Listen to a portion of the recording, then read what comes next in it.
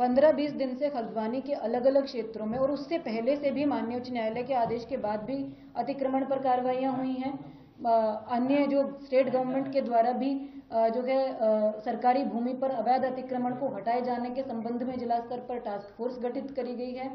सरकारी संपत्तियों की सुरक्षा के दिशा निर्देश दिए गए हैं। सरकारी संपत्तियों की GIS मैपिंग करी जा रही है। जो कब्जे हैं उनको हटाया जा रहा है। जो सरकारी परिसंपत्तियां हैं उनको सुरक्षित करने हेतु अधिकारियों के उत्तरदायित्व निर्धारित करे जा रहे हैं। आपके मीडिया के द्वारा इसको समय समय पर रिपोर्ट भी करा गया है। पिछले 15-20 दिनों से एक ड्राइव हल्द्वानी क्षेत्र में नगर निगम की परिसंपत्तियों के संबंध में चला। शहर के जो चौराहे हैं, सड़कें हैं, ट्रैफिक कंजेशन से मुक्ति दिलाने के संबंध में उनके चौड़ीकरण की एक्टिविटी भी चली। सभी जगह विधिक रूप से प्रक्रिया पूर्ण करते हुए सभी को नोटिसेस दिए गए, सुनवाई के अवसर दिए गए। सुनवाई समिति ने करके प्रत्येक व्यक्ति को एक एक करके सुना और सबका निस्तारण किया। निस्तारण करने के बाद कुछ लोग माननीय उच्च न्यायालय में भी अप्रोच किया। कुछ लोगों ने, कुछ को समय मिला, कुछ को नहीं मिला। जहां पर समय नहीं मिला वहां डिमोलिशन ड्राइव भी नगर निगम, PWD और अन्य विभागों के माध्यम से अपनी अपनी परिसंपत्तियों पर टेकअप करी गई। तो मेरा ये स्टोरी, ये बैकग्राउंड बताने का मकसद ये है कि ये कोई आइसोलेटेड एक्टिविटी नहीं थी। ये कोई एक ही परिसंपत्ति को टारगेट करके करी हुई एक्टिविटी नहीं थी। ये पूरे काफी लंबे समय से हल्द्वानी के अंतर्गत सरकारी परिसंपत्तियों को अलग अलग क्षेत्रों में बचाने का, सुरक्षित करने का, अतिक्रमण मुक्त कराने की ये कोई आइसोलेटेड एक्टिविटी नहीं थी। ये कोई एक ही परिसंपत्ति को टारगेट करके करी हुई एक्टिविटी नहीं थी। ये पूरे काफी लंबे समय से हल्द्वानी के अंतर्गत सरकारी परिसंपत्तियों को अलग अलग क्षेत्रों में बचाने का, सुरक्षित करने का, अतिक्रमण मुक्त कराने का अभियान चल रहा है। उसी के क्रम में इस प्रॉपर्टी पर, जो कि खाली प्रॉपर्टी है, जिसमें 2 स्ट्रक्चर्स हैं जो कहीं पर भी ना तो किसी धार्मिक संरचना के रूप में रजिस्टर्ड हैं, ना ही किसी प्रकार से मान्यता प्राप्त है। उन स्ट्रक्चर्स को कुछ लोग मदरसा कहते हैं, कुछ लोग उसको नमाज स्थल कहते हैं, लेकिन उसका विधिक रूप से दस्तावेजों के अंतर्गत कोई अस्तित्व वर्तमान में नहीं है।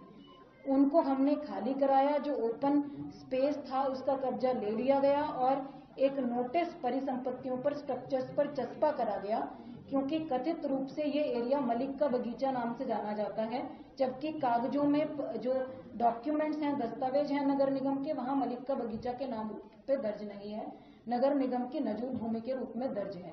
तो इन स्ट्रक्चर्स पर नोटिस चस्पा करे गए और खुद से ही अपना अतिक्रमण 3 दिन के अंदर हटाने के निर्देश दिए गए। 3 दिन के अंदर अतिक्रमण न हटाए जाने की दशा में या तो अपने अभिलेख प्रस्तुत करेंगे जिससे स्वामित्व सिद्ध हो सके, या तो हटाएंगे, अदरवाइज नगर निगम द्वारा हटा दिया जाएगा। ये बिल्कुल क्लियर इंस्ट्रक्शंस संबंधितों को 30 तारीख को। परिसंपत्तियों का जो नुकसान हुआ है, परिसंपत्तियों के नुकसान में मुख्य रूप से जो थाना है वो कम्प्लीटली डैमेज हुआ है। थाने में हालांकि किसी को घुसने नहीं दिया गया, उसको सेव किया गया, लेकिन उसके जो खिड़की दरवाजे हैं, वहाँ जो फर्नीचर है, वहाँ जो अन्य सामान है, इवन पीछे से मॉब के द्वारा हथौड़े और घन से भी उसको तोड़ने की कोशिश करी गई थाने को, तो वो एक नुकसान है। उसके अलावा जितनी भी हमारे व्हीकल थे, एडमिनिस्ट्रेशन की जितनी गाड़ियां थी, वहां पर जो नगर निगम की JCBs थी, वहाँ जो हमारे अधिकारी कर्मचारी जिन बाइक्स और व्हीकल्स के माध्यम से वहां गए थे उनको जलाया गया है। कुछ सार्वजनिक बसें वगैरह भी जलाई गई हैं। तो मीडिया कर्मियों की, वही मैं ऐड कर दे रही हूँ, मीडिया कर्मियों की बाइक भी वहां पर जली है। मीडिया कर्मियों को वहां चोट भी लगी है और मेरी पूरी सहानुभूति इनके साथ, सबके साथ है। कोई नहीं चाहता कि इस तरह की घटना कहीं घटित हो। ये दुर्भाग्यपूर्ण है और जिन लोगों ने भी ये घटनाएं कारित करी हैं सबकी पहचान सुनिश्चित करी जाएगी और जितना स्ट्रिक्ट एक्शन हो सकता है लिया जाएगा। ये कम्युनल नहीं था, इसको कम्युनल ना बनाया जाए, इसको सेंसिटिव ना बनाया जाए। किसी भी दूसरे कम्युनिटी ने या किसी भी पर्टिकुलर कम्युनिटी ने ना तो रिटेलिएट किया इस चीज को लेकर, ना ही कोई ऐसा जो है धार्मिक जो है सिंबल्स जो हैं उनको प्रथम बार अटैक किया गया।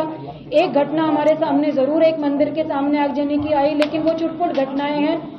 ये स्टेट मशीनरी को चैलेंज करने की कोशिश थी, राज्य सत्ता को और कानून व्यवस्था को चैलेंज करने की कोशिश थी। इसको इसी के रूप में देखा जाए, इसी के रूप में निपटा जाएगा।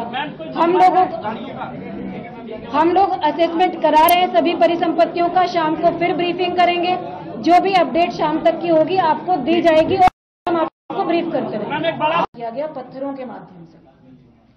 पत्थर बरसाने शुरू करे गए चारों तरफ जो छतें हैं उनके माध्यम से। मैंने आपको 30 तारीख की फुटेज दिखाई, किसी छत पर कोई पत्थर नहीं था। तो जिस दौरान ये सारी विधिक प्रक्रिया चल रही थी, जब हम सुनवाई कर रहे थे, माननीय उच्च न्यायालय सुनवाई कर रहा था, तो छतों पर पत्थर उस दौरान इकट्ठे करे गए। इसका मतलब इट वाज प्लान्ड कि जिस दिन भी डिमोलिशन ड्राइव होगी, हम उस दिन इस तरह से फोर्सेस को अटैक करेंगे, इस तरह से डिमोरलाइज करने की कोशिश करेंगे स्टेट मशीनरी को।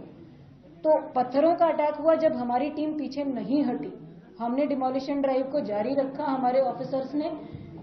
उसके बाद जब पहली मॉब जो आई पत्थरों के साथ, उनको डिस्बर्स कर दिया गया, तो दूसरी मॉब आई जिनके हाथों में पेट्रोल बम थे, जो फ्यूल होता है उसकी प्लास्टिक की बॉटल्स थी, उसमें उन्होंने आग लगा कर फेंकी। आप लोगों ने वीडियो फुटेज में भी देखा, आप लोग अभी तक सब कवर भी कर चुके हैं।